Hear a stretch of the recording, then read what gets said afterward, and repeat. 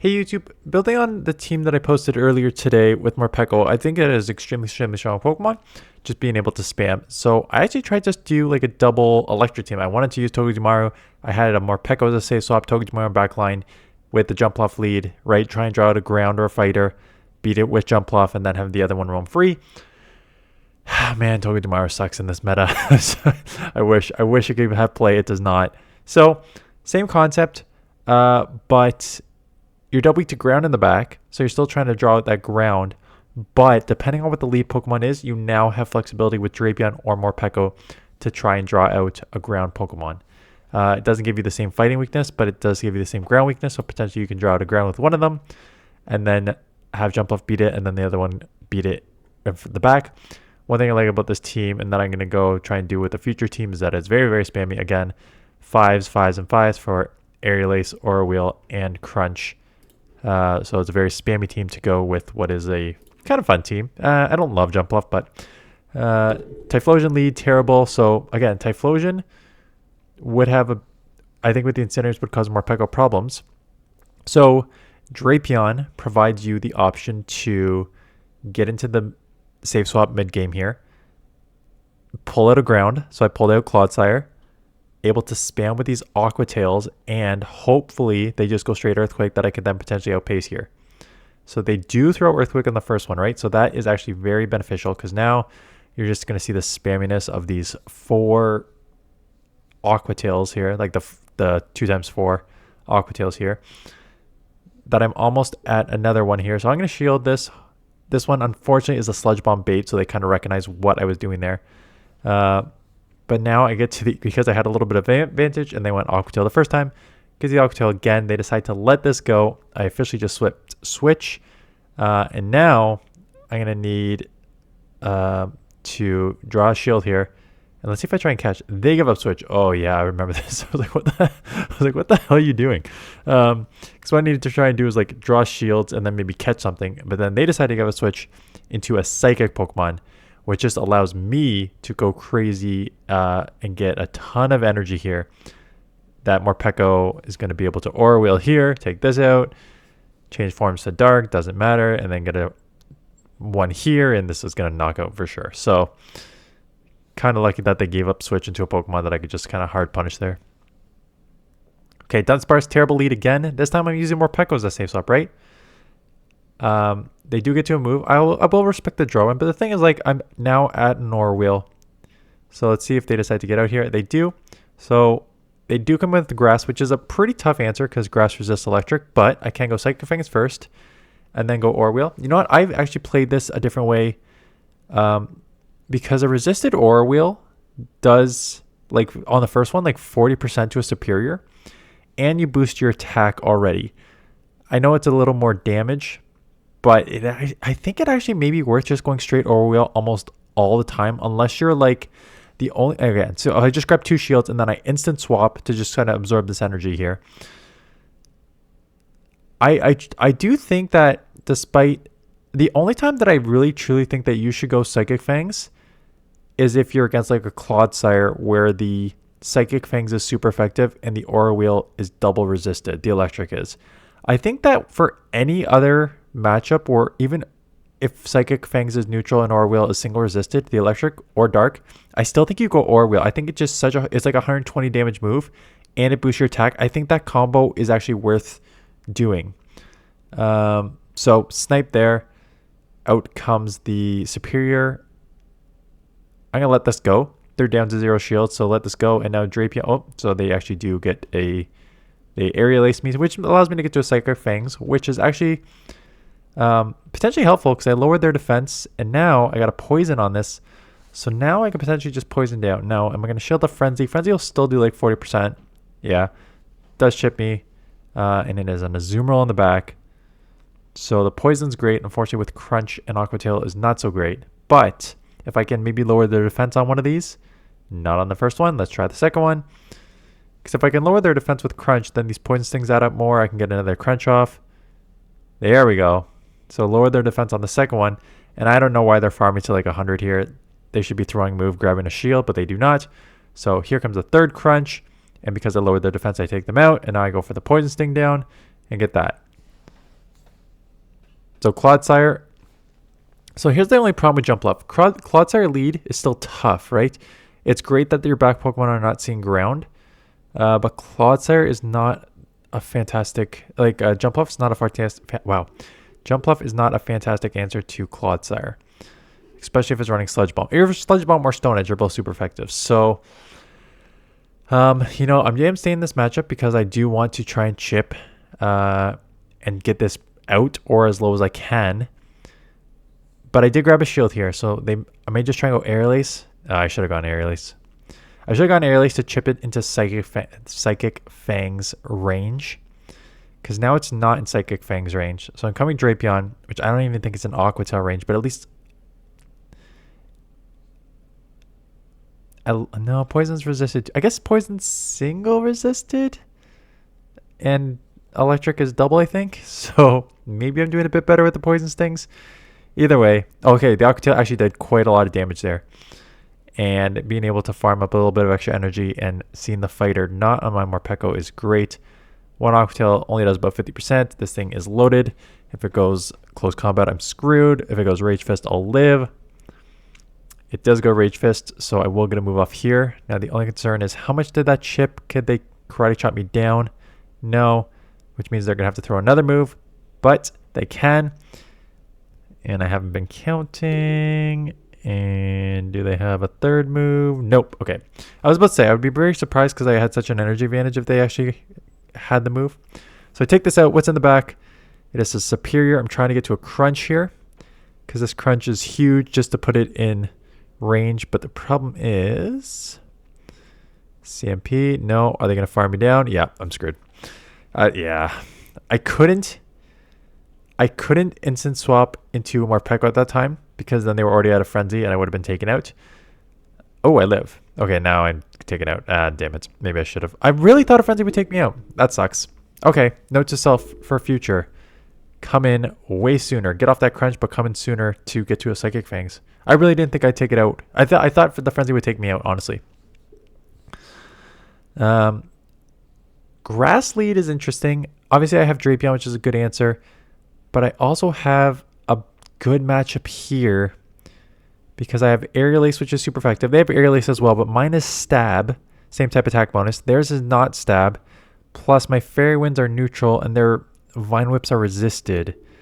So, it's such a big advantage for Jump Bluff that I'm staying in this matchup, even though it does risk seeing a ground in the back. Now, the strength of this team is, even if you see ground in the back, you know, you got Aqua Tail and Drapion.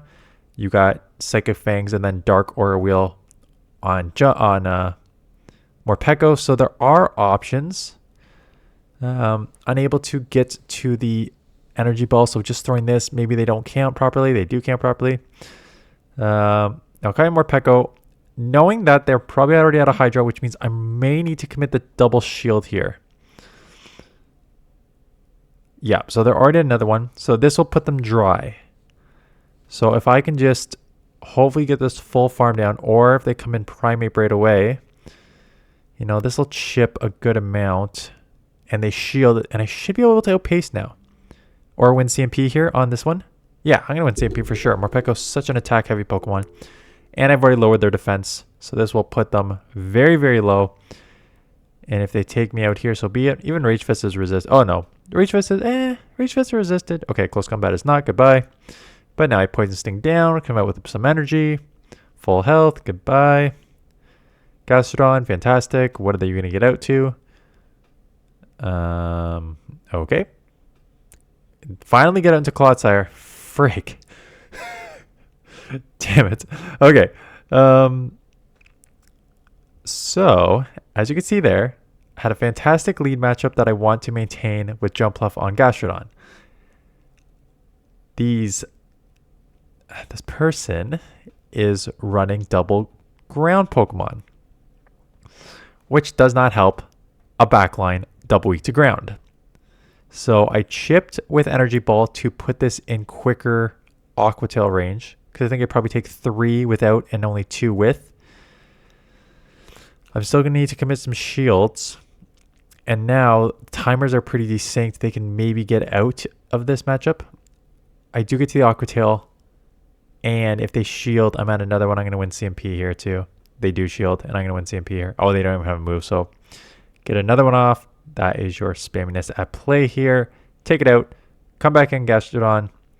Hopefully I can get to a crunch. I can. Now they are loaded, but it's just going to be non-stab body slams on a jump fluff, so I don't care about that.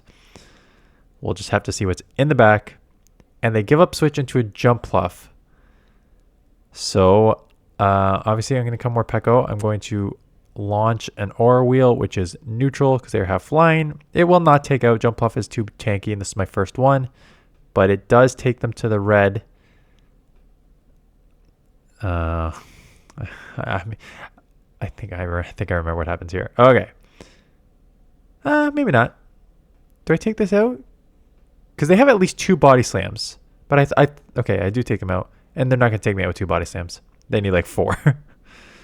And why am I farming up? I was worried that they like disconnected, so I didn't want to throw a move, because if you sometimes throw the move, and they did disconnect, as you can see by the spin, they just quit. Sometimes when that happens and you throw a move, your game can lag out, so it's always risky to actually throw a move. Drifblim. Tough lead. Obviously, Morpeko is a great answer. Gastrodon. So here we go. Obviously, they're going to have an answer for, they're going to have something for Morpeko. The problem with Gastrodon is, with these slaps adding up, they can just go straight body slam, which will take me out. So I know I can't flip switch. I know I cannot, because they can just shield and farm down. But often I do like taking it down to the 1 shield. Whoa. Okay. You can flip switch if they let it go. I don't know why you would let that go when you have such a good matchup. So they do have a shield advantage. Now I got a shield here, because this would hurt, but it's resisted. Oh, and they have a Drapion with 2 shield advantage. Is going to just wipe this team up. Okay. Because even with crunch, it's going to do like 50% on a shadow.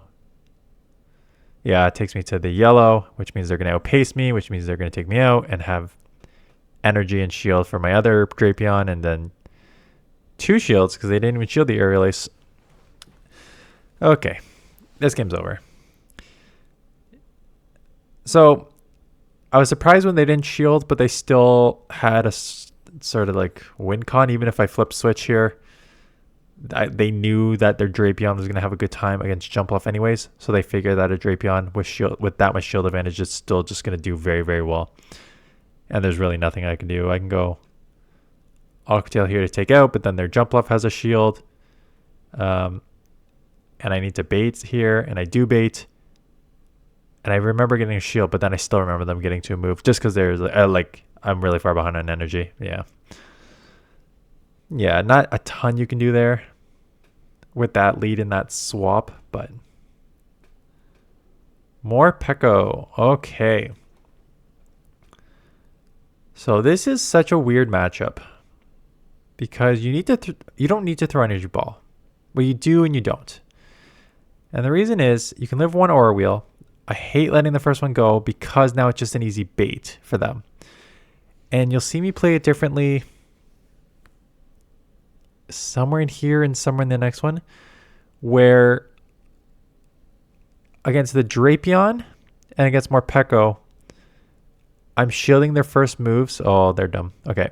They just went down with a ton of energy trying to take me down, but I fairy win them down. We both went out. Oh, and I have a shield advantage with a Morpeko and a Feraligatr. Okay, this game's over. Sorry. What I was saying is there are 2 matchups where in general you should let the first move go and shield up the second one. And that is against Drapion with a crunch, because crunch can lower your defense, and against Morpeko, where the first Aura Wheel is going to boost their attack. Now, what I have found playing these Pokemon, it depends which Pokemon you're using, so put that in consideration. But if you're using a Glacier Pokemon, like let's say you have a Feraligatr on a Drapion. If your Feraligatr takes the first crunch, it already puts you in like the deep yellow/red. So then it's just an easy Aquatail on their next move anyways. So I would rather take the chance that they're going to lower my defense anyways than and just shield up the first crunch so they have to throw a second, as opposed to letting them throw the first crunch, take me to the yellow, and then even if they lower my attack or the more lower my defense or don't, they have a better chance of just going Aqua Tail. And that's the same thing with Morpeko in a certain matchup, like the Jumpluff matchup we just saw there. The first Aura Wheel on a Jumpluff, Shadow Jumpluff, takes it to the yellow. And once they take you to the yellow and boost their attack, it's a very easy Thundershock Psychic Fangs combo moving forward. So I think personally that the right move is to shield up the first one, even though there are potential secondary effects that will hurt you more down the road. You kind of just need to bite the bullet and shield, because if you don't, they're able to get their second bait move off. So that is just a strategy that I use. Maybe helpful for you. I can see my camera just logged off for a second here. And we're back. Okay, cool. Morpeko again. So let's see if I change my strategy up. I just gave a huge spiel saying you should definitely shield this. Hey, look at what I learned. And this is exactly what I'm talking about. If they landed that, they could easily go Psychic Fangs now. But they can't. They have to throw Aura Wheel. So now I just know it's coming on the 5th. I'm going to CMP, which is fine. I'll still lose. And now they bait. And they bait. But, you know, I mean, good bait. But I still think that's the right play. Now they're 100% going to outpace me. So we'll have to see what I do here, because now they're dry. Do I come my own Morpeko?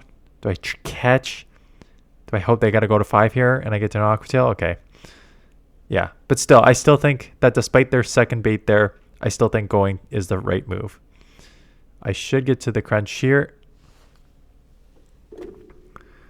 Unless Feraligatr wins CMP against Drapion, I don't want to close my head in disgust if they actually win CMP.